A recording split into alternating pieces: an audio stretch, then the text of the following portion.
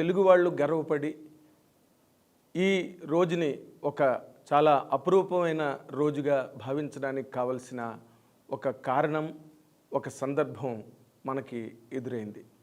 అదేంటంటే కోటాను కోట్ల మంది అభిమానులను ప్రపంచవ్యాప్తంగా సంపాదించుకుని దాదాపు 160 సినిమాలు, అంటే అన్ని భాషలలో కలిపి దాదాపుగా 160 సినిమాలను చేసి తన సినిమాలతో ఒక బాక్స్ ఆఫీస్ ట్రెండ్ని సెట్ చేసి ఒక హీరోయిజానికి తనదైన నిర్వచనం చెప్పి తన వ్యక్తిత్వానికి ఒక దస్తూరిని తనకు తానే కల్పించుకుని 10 మందికి ఆదర్శప్రాయంగా నిలిచి సామాజిక సేవలో కానీ లేక సినీ రంగంలో అత్యున్నత సేవలు కానీ లేకపోతే ప్రతిష్టాత్మకమైన అత్యున్నతమైన గొప్పతనాలన్నింటినీ కూడా ప్రోధి చేసుకుని తనకు వాటన్నిటినీ ఆపాదించుకుని దాదాపుగా 40 ఏళ్లగా ఈ సినీ పరిశ్రమ అనే ఒక పచ్చటి యవనికపై ప్రయాణిస్తున్న ఒక బహుదూరపు బాటసారి, ఒక గొప్ప సంచలన కథానాయకుడు, ఒక సంచలన సాంఘిక సేవా తత్పరుడు అయిన మెగాస్టార్ చిరంజీవి గారికి ఈ రోజున పద్మవిభూషణ్ అవార్డు ప్రకటించారు. అంటే ఇప్పటికీ దాదాపుగా ఇది 1954 జనవరి 2వ తారీఖున పద్మవిభూషణ్ అనే అవార్డుని భారత ప్రభుత్వం నెలకొల్పింది. ఆ రోజు నుంచి తీసుకుంటే ఈ రోజు వరకు 365 మందికి ఈ పద్మవిభూషణ్ అవార్డు దక్కితే అందులో 19 పోస్టుమస్ అవార్డులుగా ఇవ్వడం కూడా జరిగింది. పోస్టుమస్ అంటే మనిషి పోయిన తర్వాత కూడా వాళ్ళ మేలిమి సేవలను గుర్తించి వాళ్ళకి ప్రదానం చేసే అవార్డుని పోస్టుమస్ అవార్డు అంటారు. అలాగ 19 మందికి వస్తే 365 మందికి టోటల్గా ఇంతవరకు లభించింది. అందులో తెలుగు వాళ్ళకి ఎప్పుడూ కూడా ఈ పద్మ అవార్డ్స్ కానీ భారతీయ ప్రభుత్వం ప్రకటించే అవార్డుల్లో కానీ ఎప్పుడూ కూడా ఎందుకో సవతి తల్లి ప్రేమ లేకపోతే సీతకన్ను ఇలాంటివే ఎదురవుతాయి తప్పితే ఒక పట్టుదలగా తెలుగు వాళ్ళకి అవార్డులు వచ్చిన సందర్భాలు చాలా తక్కువ, అరుదు, పూర్తిగా నల్లపూస అన్నమాట.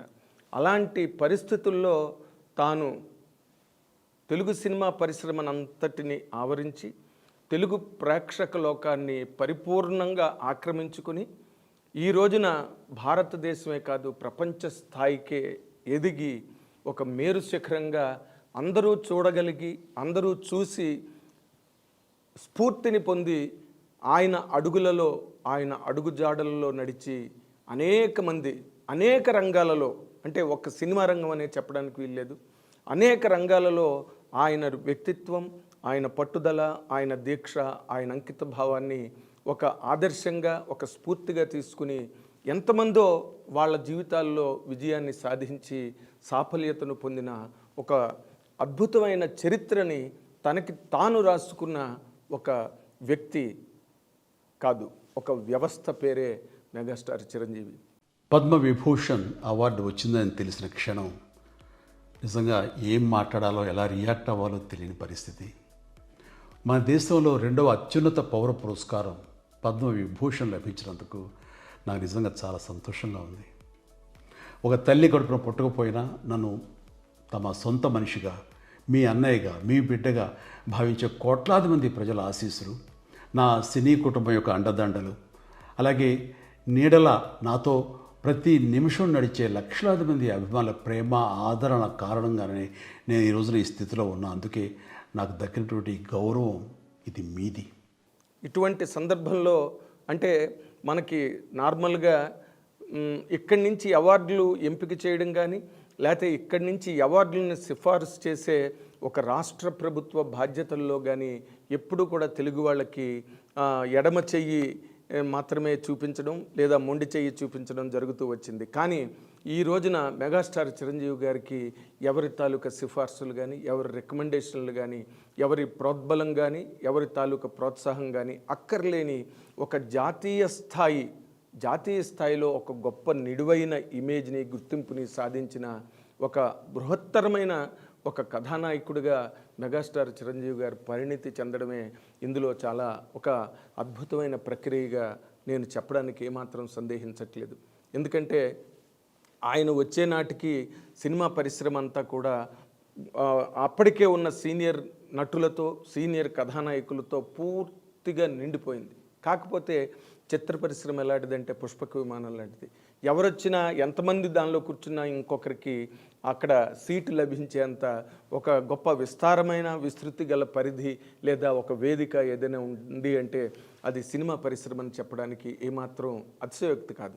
అలాంటి పరిశ్రమలోకి తను అడుగుపెట్టి తన అడుగుల శబ్దం తనకి మాత్రమే వినిపించే ఒక ఒంటరితనం, ఇటు అటు ఎవ్వరూ లేని, ముందు వెనక ఎవరూ కనిపించని తనదైన ఒక ఏకైక జీవితాన్ని తెలుగు సినిమా పరిశ్రమకి తీసుకొచ్చి అక్కడి నుంచి తన ప్రయాణాన్ని ఎక్కడా కూడా మొక్కవోని విశ్వాసంతో, ఎక్కడా కూడా ఆయన ఒక భీతి చెందడం కానీ, లేకపోతే పోటీలో భయపడడం కానీ, లేకపోతే ముందుకు అడుగు వేయడంలో ఎక్కడా నిరుత్సాహం పడడం కానీ ఇలాంటివి లేని ఒక గొప్ప ఆప్టమిస్టిక్ అవుట్లుక్. అంటే తను సాధించి తీరాలి, తను సాధించడానికి ఎంత కష్టమైనా పడాలి, ఎంత కృషి అయినా చెయ్యాలి అనే ఒక భావన, ఒక పట్టుదల, ఒక సంకల్పం, సంకల్పంతో ఆయన రావడం.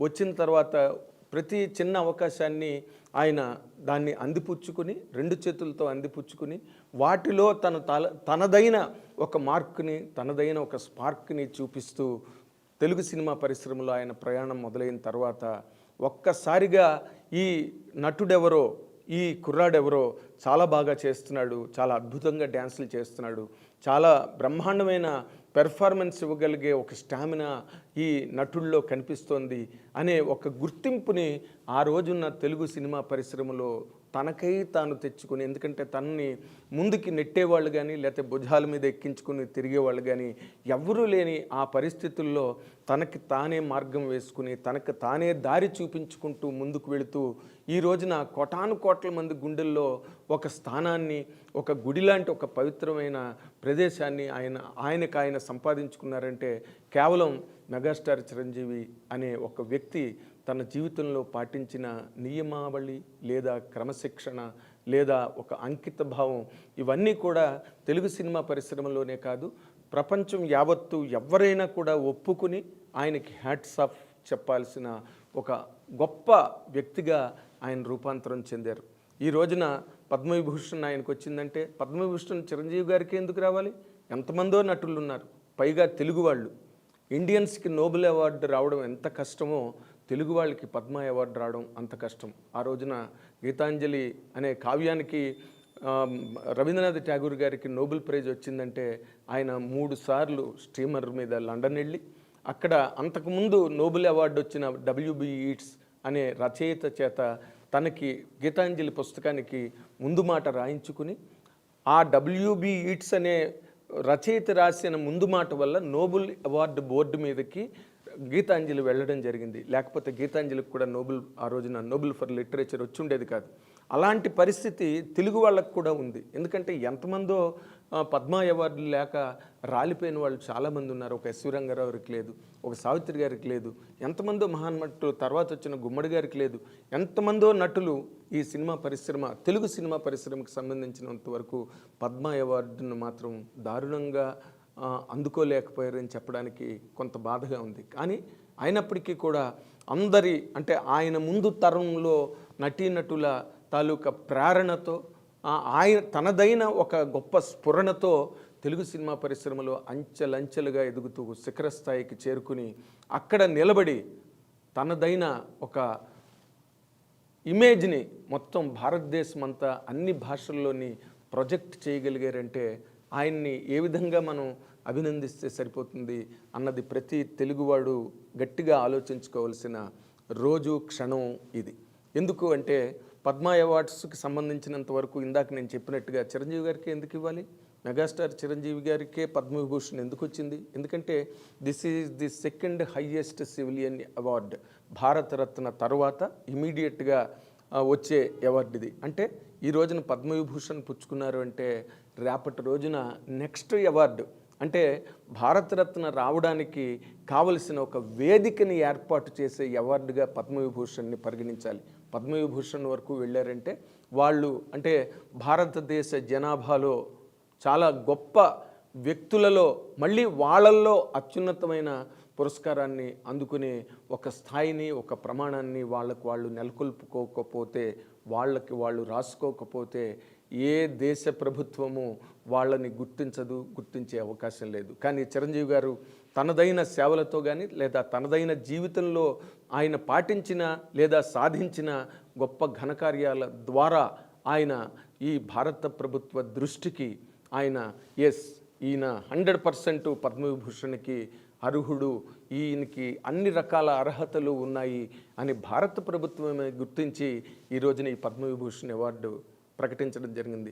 పద్మవిభూషణ్ 3 కేటగిరీస్లో ఇస్తారు. ఎలాంటిదంటే దాంట్లో అసాధారణమైన అత్యంత ప్రతిష్టాత్మకరమైన సేవలకి, అలాగే అత్యంత ప్రతిష్టాత్మకరమైన సేవలకి, అలాగే అంటే అత్యున్నతమైన ప్రతిష్టాత్మకరమైన సేవలకి ఈ అవార్డుని 3 కేటగిరీస్లో ఇస్తారు. ఈ 3 కేటగిరీస్ కూడా చిరంజీవి గారి జీవితంలో ప్రతిఫలిస్తాయి, ప్రతిబింబిస్తాయి అని చెప్పడానికి ఆయన జీవితమే మనకి తెరచిన పుస్తకంగా, ఒక నిదర్శనంగా మన కళ్ళెదురుగుండానే ఉంది. అందుకే ఈ రోజున ఆయనకి ఇవ్వడానికి లేదా ఇచ్చిన తర్వాత ప్రపంచవ్యాప్తంగా తీసుకుంటే ప్రపంచం నలుమూలల నుంచి హర్షాతిరేకం వ్యక్తమవుతోంది. అందరూ ఆయన్ని కొనియాడుతున్నారు, అందరూ కేరింతలతో ఈ సందర్భాన్ని ఆహ్వానిస్తున్నారని చెప్పడానికి చాలా సంతోషంగా ఉంది. ఎందుకంటే పద్మ అవార్డ్స్ అంటే ప్రతి రంగంలోని ఇవ్వడం జరుగుతుంది, వాళ్ళ సేవలను గుర్తించి ఇవ్వడం జరుగుతుంది. కానీ ఇక్కడ ముఖ్యమైనది ఏంటంటే ఒక వ్యక్తిత్వ నిరూపణ. అంటే ఒక గొప్ప నటుడు లేదా ఒక 100 సినిమాలు చేసినంత మాత్రాన ఎవరికి పద్మవిభూషణ్ అవార్డు సినిమా పరిశ్రమకు సంబంధించినంత వరకు రాదు. కానీ చిరంజీవి గారు చేసిన గొప్ప ప్రక్రియ ఆయన జీవితంలో ఏంటంటే మొట్టమొదట ఎవరైతే తన బాగుకి, తన అభివృద్ధికి, అభ్యున్నతికి, తన పురోగతికి కారణభూతులయ్యారో అంటే ప్రేక్షకులు లేదా ప్రజలు, వాళ్ళని ఆయన ఏ క్షణం మర్చిపోలేదు. ఎందుకంటే ఆయన మైండ్లో ఆయనతో పాటు దాదాపుగా ఒక 40 ఏళ్ళు ప్రయాణించిన ఒక సీనియర్ జర్నలిస్ట్గా నేను ఆయనలో కనిపెట్టినవి, నేను ఆయనలో ప్రత్యక్షంగా కానీ పరోక్షంగా చూసినవి కానీ నేను ఈ రోజున తలుచుకుంటే పద్మవిభూషణ్ చిరంజీవి గారికి వచ్చిందా, చిరంజీవి గారే పద్మవిభూషణ్కి వచ్చారా అన్న ఒక విచికిత్సకి లోనవుతున్న సందర్భం ఇది. ఎందుకు అంటే దానికి కారణం చెప్తా. ఇప్పుడు నార్మల్గా ఒక రేంజ్కి ఒక హీరో వచ్చి అత్యున్నతమైన పారితోషికాలు తీసుకుంటూ, రెమ్యూనరేషన్స్ తీసుకుంటూ చాలా బిజీగా ఉండి అంటే క్షణం తీరిక లేదంటారే, అలాంటి క్షణం తీరిక లేదనేది మాట వరుసకి మనం మాట్లాడే మాటలు. కానీ బట్ అలాంటి కెరీర్ని నిర్మించుకున్న వాళ్ళకి నిజంగానే క్షణం తీరిక ఉండదు, ఊపిరి సలిపే అవకాశం కూడా ఉండదు. అలాంటి సందర్భాల్లో కూడా ఆయన తనదైన ఒక సహాయాన్ని, చేయూతని అందరికీ ఇవ్వాలని చెప్పి చాలా తనకి తానుగా ఆలోచించుకుని ఎవరో చెప్తే బుద్ధి పుట్టదు, ఎవరో చెప్తే సలహా మాత్రంగా సూచనప్రాయంగా చెప్పినంత మాత్రాన ఎవరి మనసులోనూ గొప్ప పనులు చేయాలనే సంకల్పం మాత్రం ఎట్టి పరిస్థితుల్లోని చిగురించదు. కానీ ఎవరికైనా వాళ్ళకి స్వతహాగా గనక అలాంటి ఆలోచనలు వస్తే అవి తప్పకుండా గట్టి పునాదిని ఏర్పరచుకుంటాయి. ఆయన అలాగే తన కారణమైన ఎంతమంది నన్ను ప్రేమిస్తే, ఎంతమంది నన్ను ప్రోత్సహిస్తే, ఎంతమంది నన్ను ముందుకు నడిపిస్తే, ఎంతమంది నా సినిమాలు చూసి చప్పట్లు కొట్టి, కేరింతలు కొట్టి, బాక్సాఫీస్ రికార్డులు బద్దలు కొట్టడానికి కారణమయ్యారో అలాంటి వాళ్ళందరికీ తను కూడా ఏదో ఒక రకమైన ప్రయోజనాన్ని అందించాలి, తన చేయూత, తన సాయం కూడా వాళ్ళకు ఉండాలని ఆయన అనుకున్న కారణంగానే చిరంజీవి బ్లడ్ బ్యాంక్ అనేది ఆవిర్భవించింది. లేకపోతే ఈ రోజున ఆ బ్లడ్ బ్యాంక్ వచ్చిన తర్వాత ఎన్ని వేల మందికి ప్రాణదానం జరిగిందో, ఎంతమంది ఆ బ్లడ్ బ్యాంక్ వల్ల, చిరంజీవి గారి తాలూకా ఆ స్పృహ వల్ల, ఆయన తాలూకా సంకల్పం వల్ల ఎంతమంది ప్రాణాపాయ పరిస్థితుల నుంచి బయటపడ్డారో ఆ రికార్డులు ఒకసారి చూసుకుంటే తెలుస్తుంది. లేకపోతే మాలాంటి ప్రత్యక్ష సాక్షులు ఎవరినైనా అడిగితే కూడా తెలుస్తుంది. ఎందుకంటే కోర్స్ దాని మీద కూడా బురద జల్లడానికి ట్రై చేశారు, దాని మీద కూడా రాళ్ళు వేయడానికి ట్రై చేశారు. అందుకే చెట్టున్న కాయలున్న చెట్టుకే రాళ్ళు అనే సామెతలాగా ఆయన చేసే ఘనకార్యాలు లేకపోతే ఆయన సాధిస్తున్న ప్రగతి మార్గ దర్శకాలను చూస్తున్నప్పుడు ఎవరికైనా ఆ మాత్రం కించిత్తు అసూయ కలగడం అన్నది చాలా సహజమైన విషయం. అలాగా అసూయ కలిగితేనే లియో టాల్స్టాయ్ చెప్పినట్టు ఎదుటివారు అసూయ పడితేనే మనం నిజమైన విజయం సాధించినట్టు అని చెప్పి లియో టాల్స్టాయ్ మాట. అలాంటి అసూయని కూడా అభిమానంతో పాటు, ప్రేమతో పాటు, ఆదరణతో పాటు, ప్రోత్సాహంతో పాటు మెగాస్టార్ చిరంజీవి గారు ఆ కాస్తంత లేచి మాత్రమైన అసూయను కూడా సంపాదించుకున్నారు. అందువల్లే బ్లడ్ బ్యాంక్ మీద రాళ్ళు వేయడానికి ట్రై చేశారు, బురద జల్లడానికి ట్రై చేశారు. దీనిలో అంత కరెక్ట్గా జరగట్లేదు, దీనిలో ఏదో ఫ్రాడ్ జరుగుతున్నది అనే కోణంలో అనేక రకమైన విమర్శలు చేయడానికి ప్రయత్నించారు. బట్ ఆయన నిజం నిగ్గు తేలాలి అంటే 100% నిలబడగలిగే ఆ ధైర్యం, ఆ సత్తా ఉన్నవాళ్ళు మాత్రమే అలాంటి టెస్ట్ ఆఫ్ టైంని ఎదుర్కొని నిలబడగలుగుతారు. అందులో కూడా చిరంజీవి గారు ధీటుగా, ఘాటుగా నిలబడి తన వ్యక్తిత్వాన్ని, బ్లడ్ బ్యాంక్ తాలూకా క్యారెక్టర్ని నిరూపించారు. ఎంతమందో ఆ సాయం పొందిన వాళ్ళకి కానీ, లేకపోతే బ్లడ్ బ్యాంక్ ద్వారా చిరంజీవి గారి చేయూత ద్వారా ఎంతమంది ప్రయోజనం పొందారో, లబ్ధి పొందారో అలాంటి వాళ్ళని అడిగితే చిరంజీవి గారి బ్లడ్ బ్యాంక్ ద్వారా ఎటువంటి మేలిమి సేవలు అందరికీ అందే అన్నది నిరూపణ జరుగుతుంది. ఇలాంటి సందర్భంలో చెప్పాలంటే ఒక్క బ్లడ్ బ్యాంక్ అనే కాదు, రక్తదానమే కాదు, అందులో తన అభిమానుల్ని ఒక భాగంగా ఆయన చేశారు. ఎందుకంటే వాళ్ళు ఫ్యాన్స్ అంటే ఎంతసేపు చప్పట్లు కొట్టడానికి, బ్లాక్లో టికెట్లు కొనుక్కుని సినిమాలు చూడడానికి, లేకపోతే బ్యానర్లు మోయడానికో ఇలా కాదు, వాళ్ళ జీవితానికి కూడా ఒక గుర్తింపు కావాలి, వాళ్ళ జీవితానికి కూడా ఒక సార్థకత కావాలి అనుకుని బ్లడ్ బ్యాంక్లో తన అభిమానులను అందరికీ పిలుపునిచ్చి ఈ రక్తదాన శిబిరాలను కొనసాగించడం కానీ, తద్వారా రక్త సేకరణ జరగడం కానీ ఇలాంటివన్నీ కూడా అభిమానులకి ఆయన ద్వారా కలిగిన లేదా వనగూడిన సార్థకతగానే చెప్పాలి. అందుకనే అభిమానులు వాళ్ళు ఎవరిని అడిగినా కూడా మెగా ఫ్యాన్స్ అంటారు, మెగా ఫ్యామిలీ అంటారు. అంటే చాలా గర్వంగా చెప్పుకుంటారు వాళ్ళు, మేము చిరంజీవి గారి అభిమానులు అని చెప్పి.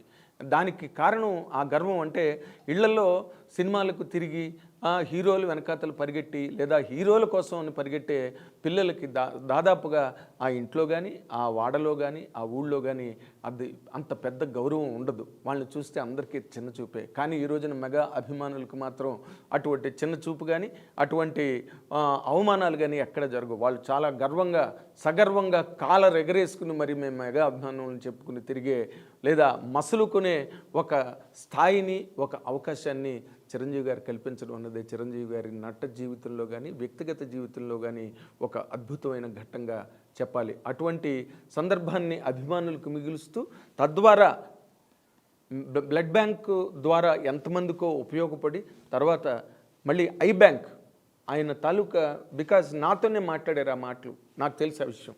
ఎందుకంటే ఐ బ్యాంక్ పోయిన తర్వాత ఏ కంటికి విలువ ఉండదు, ఏ శరీరంలో ఏ భాగానికి విలువ ఉండదు, అన్నీ తగలబడిపోవలసిందే కట్టెల మీద. కానీ ఆయన దాన్ని ఆలోచించి ఐ డొనేషన్ కనుక జరిగితే ఎంతమందో అంధులు ఈ ప్రపంచాన్ని చూడలేక చిన్నతనంలోనే కంటి చూపు కోల్పోయిన వాళ్ళు, తర్వాత రోజుల్లో పెరుగుతూ కూడా కంటి చూపు కోల్పోయిన వాళ్ళు ఎంతమందో చిరంజీవి గారి ఐ బ్యాంక్ ద్వారా కళ్ళు పొంది ఈ ప్రకృతిని, ఈ ప్రపంచాన్ని మళ్ళీ చూసి ఆనందించి కేరింతలు కొట్టగలిగే ఒక అవకాశాన్ని ఎంతోమంది పొందారంటే అది ఐ బ్యాంక్ ద్వారా చిరంజీవి గారు అందించిన ఒక సువర్ణ అవకాశంగా చెప్పాలి. తర్వాత రోజుల్లో అంటే ఒకసారితో అయిపోయిందా, అది ఏనాటి నుంచో కంటిన్యూ అవుతున్నది, అప్పుడే దశాబ్దాలుగా రన్ అవుతున్నది చిరంజీవి గారు blood bank and Chiranjeevi I bank. కానీ తర్వాత రోజుల్లో కూడా ఎప్పటికప్పుడు అంటే ఒకసారి చేసిన సేవతోనో, ఒకసారి చేసిన సహాయంతోనో ఆయన ఏ రోజున కూడా సంతృప్తి పడలేదు, ఆయన అక్కడే ఆగిపోలేదు. ఆ ప్రయాణం నిరంతరం, ఆ ప్రవాసం ప్రతిక్షణం అని చెప్పడానికి ఎన్నో సందర్భాలు మనకు ఉదాహరణగా నిలబడతాయి. ఆయన జీవితంలో అంటే ఏ సీజన్కి ఆ సీజన్, ఏ విపత్తు మనకి ఎదురవుతుందో ఆ విపత్తులో ప్రజలు, సమాజం ఏ విధమైన ఇబ్బందులకు లోనవుతుంది, ఎటువంటి పరిస్థితులను చూసి తల్లడిల్లిపోతుంది అనే ఒక యాంగిల్ కనుక మనం తీసుకుంటే కరోనా వచ్చింది, మొత్తం లాక్డౌన్, ఎంతమందో సినిమా పరిశ్రమలో వేలాది కార్మికులు సినిమా షూటింగ్లు ఆగిపోయాయి. ఆగిన తర్వాత కార్మికులందరూ కూడా పాపం ఆహాకారాలు చేశారు. ఎందుకంటే సినిమా వర్క్ ఆగిపోయింది, నెల జీతాలు లేకపోతే దినసరి వేతనాలు అందుకోలేని ఒక దారుణమైన పరిస్థితుల్లో కుటుంబాలు కృంగిపోయాయి. ఆ కృంగిపోతున్న క్షణాన్ని గుర్తించిన ఏకైక వ్యక్తి, ఏకైక వ్యవస్థ మెగాస్టార్ చిరంజీవి.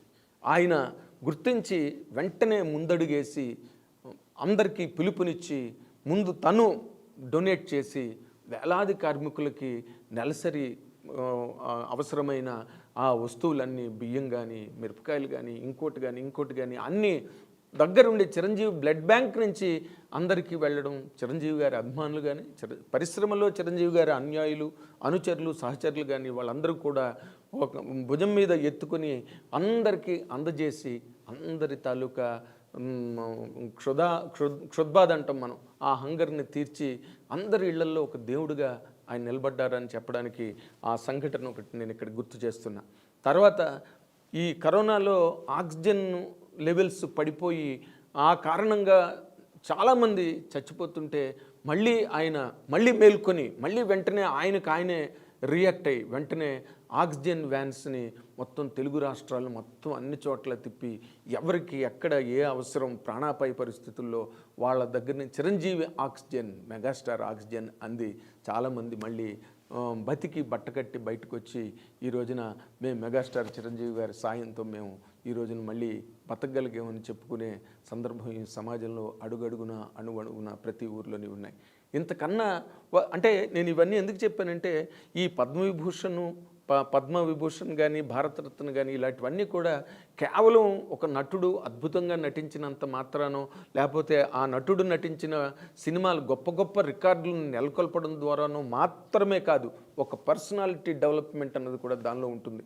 ఆ పర్సనాలిటీ డెవలప్మెంటే ఈ రోజున మెగాస్టార్ చిరంజీవి గారికి ఒక కంచు కవచంలా నిలబడిందని చెప్పాలి. ఎందుకంటే ఆయన వ్యక్తిత్వ వికాసం అంటాం మనం పర్సనాలిటీ డెవలప్మెంట్ అంటే. ఆ పర్సనాలిటీ డెవలప్మెంట్లో భాగాలే ఇవన్నీ కూడా. అంటే చిరంజీవి బ్లడ్ బ్యాంక్ కానీ, చిరంజీవి ఐ బ్యాంక్ కానీ, లేదా వేలాది కార్మికులకి ఆయన ద్వారా వస్తువులు, దినసరి వస్తువులు, నెలసరి వస్తువులు అందడం కానీ, తర్వాత చిరంజీవి ఆక్సిజన్ వ్యాన్స్ ఊరూరా తిరగడం కానీ, ఇవన్నీ కూడా పర్సనాలిటీ డెవలప్మెంట్లో భాగాలే. ఎవరు చెప్పారు, ఎవరు చేయమన్నారు, అది కూడా బోల్డ్ ఖర్చు వెచ్చాలకి, వ్యయ ప్రయాసాలకి చాలా అవసరమైన అంత లేకపోతే అంత విశాలమైన కార్యక్రమాన్ని చేపట్టడం కానీ, దాన్ని అమలు చేయడం కానీ చాలా కష్టం. అంతమందికి అది రీచ్ అవ్వాలంటే. అంటే ఆయన వెనకాతల ఆయనే ఒక దిక్సూచిగా పనిచేసిన ఎంత యంత్రాంగం ఉంటే ఎలా జరుగుతుంది. ప్రభుత్వాలే చేయలేక విఫలమైపోయిన సందర్భాలని మనం చూసాం. కానీ ఒక వ్యక్తిగా అంటే ప్రభుత్వాలను దాటి ప్రతిదీ ప్రభుత్వమే చేస్తుంది, ప్రభుత్వమే చెయ్యాలి అనుకోవడం చాలా పొరపాటు. అలాంటి వ్యక్తులు గనక ఒక్కసారి కళ్ళు విప్పి మనం చెయ్యకపోతే ఎలా అని అనుకోకపోతే ఇలాంటి సేవలు, ఇలాంటి సాయాలు ప్రజలకు, సమాజానికి అందవు. అటువంటి గొప్ప అసాధారణమైన ప్రక్రియలను చేపట్టబట్టే ఈ రోజున మెగాస్టార్ చిరంజీవి గారు ప్రతి ఇంటికి, అంటే మన హౌస్ హోల్డ్ నేమ్ అంటాం, అంటే ప్రతి ఇంటికి తనదైన ఒక ప్రాతినిధ్యాన్ని అందించి చిరంజీవి మా బిడ్డే అని అనిపించుకున్న ఒక స్థాయికి ఆయన ఎదగడం అన్నది కేవలం అని చెప్పడం చరణమే అవుతుంది తప్పితే కొత్త మాట కాదు. కానీ ఈ సందర్భంలో ఎందుకు చెప్పవలసి వచ్చిందంటే పద్మవిభూషణ్ అనేది it covers or it involves, it encapsulates lot of angles. ఆ యాంగిల్స్లో నటుడు, చాలా గొప్ప నటుడు, ఎన్నో సినిమాల ద్వారా సినిమా పరిశ్రమకి ఊపిరిని అందించి సినిమా పరిశ్రమ తాలూకా స్టామినా, అంటే ఆయన ద్వారానే మొట్టమొదట అయ్యి బాబోయ్ తెలుగు సినిమా బాక్స్ ఆఫీస్కి ఇంత స్టామినా ఉందా అని నిరూపణ జరిగింది కేవలం చిరంజీవి గారి చిత్రాల ద్వారానే అని చెప్పడానికి ఏమాత్రం సందేహించక్కర్లేదు. ఇది ఎవరు తప్పు పట్టుకునే మాట కాదు, ఇది చరిత్ర. అంత మాత్రాన పద్మవిభూషణులు రావు. సినిమాలు తీసినంత మాత్రాన, తన సినిమాలు హిట్ అయినంత మాత్రాన కాదు, దాని వెనకాతలు ఉండే ఇందాక చెప్పినట్టుగా అత్యున్నతమైన సేవలు, అత్యున్నతమైన ప్రతిష్టాత్మకరమైన సేవలు అనే ఒక క్లాజ్ ఉన్నది పద్మవిభూషణ్లో. అలాంటి ఒక సేవలను అందించిన ఒక పరిణితి గల వ్యక్తిగా, ఒక బాధ్యత గల పౌరుడుగా సమాజంలో సగటు ప్రాణాలను కాపాడి సగటు జీవితాలకి అండగా నిలబడ్డ ఆయన జీవితానికి ఈ రోజున పద్మవిభూషణ్ అన్నది గొప్పగా అందరూ పొంగిపోయేంత పురస్కారం కాదు. ఎందుకంటే ఆయన సాధించవలసింది, ఆయనకి లభించవలసింది, ఆయన అందుకోవలసిన ఘనతలు ఇంకా ఉన్నాయి. రాబోయే రోజుల్లో అందరూ చూస్తారు. కాకపోతే ఈ రోజున ఐ డ్రీమ్కున్న ప్రత్యేకత ఏంటంటే మొట్టమొదట ఒక 7 రోజుల క్రితం పద్మవిభూషణ్ అవార్డు మెగాస్టార్ చిరంజీవి గారికి రాబోతోంది అనే సందర్భం తెలిసినప్పుడు ఐ డ్రీమ్ ద్వారా నేను ప్రత్యేకంగా కొన్ని నాకు ఉన్న సోర్సెస్లో నేను వెతుక్కున్నప్పుడు, నేను అన్వేషించినప్పుడు నాకు లభించిన సమాచారం మెగాస్టార్ చిరంజీవి గారికి పద్మవిభూషణ్ డిక్లేర్ కాబోతోంది అని చెప్పి నాకు తెలిసిన సమాచారాన్ని మొట్టమొదట మా ఛానల్ ఐ డ్రీమ్ ద్వారానే నేను చెప్పడం జరిగింది. కాబట్టి ఆ కాస్తంత గౌరవం, ఆ కాస్తంత ప్రతిష్ట ఐ డ్రీమ్ ఛానల్కి కూడా చెందుతుందని చెప్పడానికి నేను గర్వపడుతున్నా. ఆయన చేసిన తర్వాత కుటుంబానికి ఒక పెద్దగా ఉండి అందరి తాలూకా బాధ్యతల్ని స్వీకరించి ఆయన ఒక్కడే సినిమా ఇండస్ట్రీకి వచ్చిన తర్వాత ఆయన నిలువెత్తు తేజంలా నిలబడి తన తాలూకా పవర్ని, అంటే ఒక నటుడుగా ఒక స్టార్గా తన పవర్ని మొత్తం ప్రపంచం అంతా వ్యాప్తి చెందేటట్టుగా చేసిన తర్వాత తన కుటుంబానికి తను ఏ విధంగా అండగా నిలబడ్డారు, తల్లిదండ్రులకు ఎటువంటి కీర్తి ప్రతిష్టలను తెచ్చారు, కొణిదెల అన్న మాటకి ఎంత గొప్ప విలువని ఆపాదించారు. నేను చెప్తున్నా, చాలామంది చాలా గర్వంగా చెప్తారు, ఏంటండి మీ దేవుడు అంటే మేము మెగా ఫ్యామిలీ అండి అని చెప్తారు. అంటే అంత గర్వాన్ని ఆయన మిగిల్చారు. అంత గర్వాన్ని అంతమందికి పంచి అంతమంది ప్రాణాలకి అడ్డుగా నిలబడి వాళ్ళను కాపాడి రక్షించి సంరక్షించిన ఒక వ్యవస్థకి పద్మవిభూషణ్ అవార్డు ఎంత. కానీ తెలుగు వ్యక్తిగా, అంటే ఇందాక నేను చెప్పినట్టుగా పద్మ పురస్కారాలు ఎప్పుడు కూడా తెలుగు వారిని వరించవు. ఇక్కడ ఉన్న వాళ్ళు కూడా తెలుగు వాళ్ళు ఏ తెలుగు, అందుకే మొక్కపాటి నరసింహశాస్త్రి గారు బారిస్టర్ పార్వతీశం అనే నవల ముందు ఆయన ఒక ముందు మాటలో రాశారు, ఏ తెలుగువాడు ఎందుకు పనికిరాడని ప్రతి తెలుగువాడికి గట్టిగా నమ్మకం అని చెప్పి. అలాంటి ఒక వాతావరణం మనకి తెలుగు వాళ్ళందరి చుట్టూరా ఎప్పుడు వైఫైలా తిరుగుతూ ఉంటుంది. కానీ అటువంటి సందర్భంలో కూడా మెగాస్టార్ చిరంజీవి ఈ అవార్డుని అప్రతిహతమైన విధానంలో చాలా గొప్ప రీతిలో ఈ రోజున పద్మవిభూషణ్ సంపాదించుకోవడం అన్నది కేవలం ఆయన ఒక్కరికే కాదు. అదే ఆయన నిన్న కూడా వీడియో రిలీజ్ చేసినప్పుడు చెప్పారు, ఎంతమంది నన్ను ప్రోత్సహించారో. That's all true. ఆయన మాట్లాడే మాటలు, ఎందుకంటే ఆయన వ్యక్తిగతంగా మేము కూర్చున్నప్పుడు మాట్లాడే మాటలు కానీ ఆయన జీవితంలో అమలు చేసుకుని ఆచరించే విధానంలో కానీ ఆ మాట ఎప్పటికప్పుడు ప్రతిఫలిస్తూనే ఉంటుంది, ఎప్పటికప్పుడు రిఫ్లెక్ట్ అవుతూనే ఉంటుంది. అందుకే ఈ రోజున వాల్టర్ వీరై సినిమా రిలీజ్ అయ్యి హిట్ అయిన తర్వాత ఆయన సక్సెస్ మీట్లో ఒక వీడియో డిస్ప్లే చేశారు. అదేంటంటే ఆ సినిమా షూటింగ్లో పనిచేస్తున్న కార్మికులు వర్షంలో, ఎండలో, బురదలో, అలాంటి చోట ముళ్ళ కంపల మీద నిలబడి ఎలాగ వర్క్ చేస్తారు కార్మికులు. కేవలం డాన్సులు, పాటలు, ఫైట్లే కాదు, అసలు ఇదంతా జరగడానికి కారణమైన కార్మిక వర్గం ఏ విధంగా కష్టపడతారనేది ఆయన ఎవ్వరికీ తెలియకుండా వాటిని షూట్ చేసి వాటిని ఒక ఫిల్మ్గా చేసి వాటి మీద ఆయన వాయిస్ ఓవర్ చెప్పి వాళ్ళు లేకపోతే నేను లేను అని వాల్టర్ వీరయ్య సక్సెస్ మీట్లో చెప్పడం జరిగింది. అంచేత ఇవన్నీ అడుగడుగున ఆయన జీవితంలో నిరూపణ అవుతున్న సత్యాలు, నిత్య సత్యాలు. అందుకనే మనందరం కూడా తెలుగు వాళ్ళుగా కానీ లేదా మెగా అభిమానులు, కోటాను కోట్ల మెగా అభిమానులు కానీ ఆయనకు ఒక వర్గం అని కానీ, ఒక ప్రాంతం అని కానీ, ఒక కులం అని కానీ, లేదా ఒక మతం అని కానీ ఇలాంటి బైఫర్కేషన్స్ లేని ఒక most glorified popularity, fame and name అలాంటి వ్యక్తికి, అలాంటి వ్యవస్థకి పద్మవిభూషణ్ ఈరోజు రావడం అన్నది తెలుగు వాళ్ళందరూ గర్వపడవలసిన క్షణం ఇది. అందుచేత ఈ ఆనందాన్ని ఐ డ్రీమ్ ఛానల్ ఆయన అభిమానులతోని, ఆయనతోని ప్రత్యేకంగా ఆయన్ని అభిమానించే కోటాను కోట్ల ప్రేక్షకులతోనూ పంచుకోవడం కోసమే ఈ వీడియో చేయడం జరిగింది. And we hope you all enjoy this. Thank you very much.